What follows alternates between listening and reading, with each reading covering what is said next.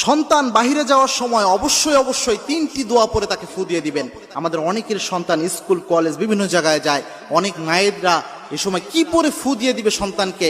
বাহিরের হাজার বালা মুসিবত, রোড ঘাটে অনেক সময় অ্যাক্সিডেন্ট হয়, এগুলো থেকে নিরাপত্তার জন্য সন্তানকে কি পরে ফু দিবে এটা অনেকেই জানে না।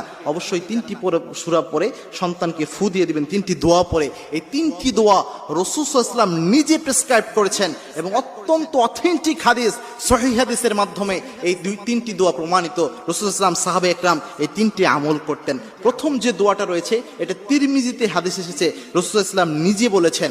আল্লাহর হাবিব সাল্লাল্লাহু আলাইহি ওয়াসাল্লাম বলছেন, যখন তোমাদের কেউ ঘর থেকে বের হয় তখন যেন ওই ব্যক্তি পড়ে বিসমিল্লাহি তাওয়াক্কালতু আলাল্লাহ ওয়ালা হাওলা ওয়ালা কুওয়াতা ইল্লা বিল্লাহ।